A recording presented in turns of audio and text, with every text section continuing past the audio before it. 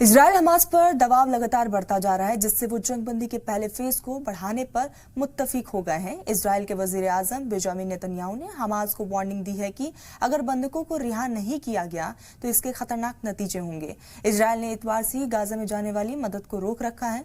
Gaza के लिए मदद ली जाने वाले दर्जनों ट्रकों को यहाँ पर जंग मुतासिर इलाकों में एंट्री की इजाजत नहीं दी जा रही है। इजराइल ने हमास पर सप्लाई जमा करने का भी इल्जाम लगाया।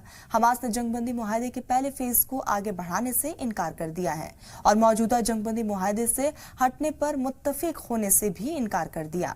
फिलिस्तीनी ग्रुप ने इमदाद रोकने की मजम्मत की है और कहा है कि इजराइल चीजों को वापस पहले जैसे हालात में लाने की कोशिश कर रहा है।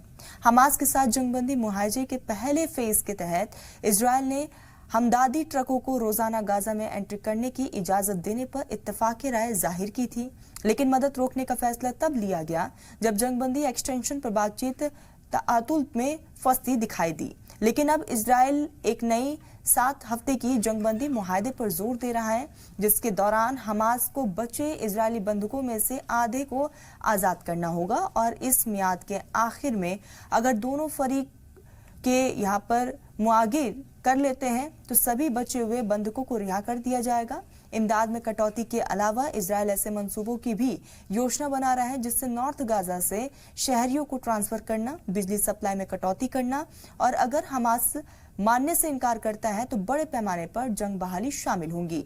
इजराइल की इमदाद नाकाबंदी ने ग्लोबल रद्द अमल सामने आए हैं। जंगबंदी सालिस से मिस्र और कतर ने इजराइल पर इमदाद की सप्लाई को रोकने के लिए जंगबंदी मुआहदे की साफ तौर पर खिलाफवर्जी का इल्जाम लगाया है।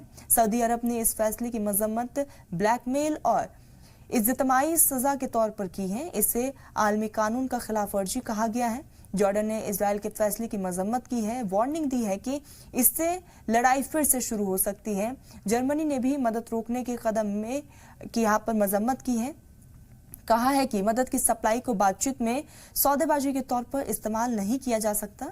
हमास के अक्टूबर 2023 के हमले के दौरान पकड़े गए 251 कैदियों में से 78 गाजा के ही रहने वाले हैं, जिनमें से 34 के बारे में इजरायली फौज की तस्दीक की गई है और वो मर चुके हैं। इस बीच इजरायली वजीर आजम पर गाजा से बचे हुए बंधकों को बाहर निकालने का दबाव बढ़ रहा है। नेतन्याहू की पार्लियामेंट को खिताब करते वक्त यहाँ पर विजिटर्स गैलरी में 7 अक्टूबर के बंधकों और मुतासरीन के परिवार एहतजाजी मुजाहरा करते हुए वजीर आजम की तरफ पीठ कर लेते हैं।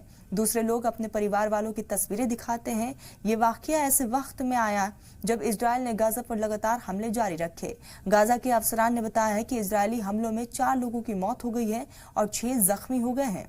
इजरायली दस्तों ने कहा है कि उन्होंने उत्तरी गाजा में एक्सप्लोजिव लगाने वाले मुश्तहब लोगों को निशाना बनाया। इस बीच गाजा के सिविल डिफेंस ने खान यूनिस के करीब यहाँ पर तोपखाने और टैंक से गोलाबारी की खबर भी दी है।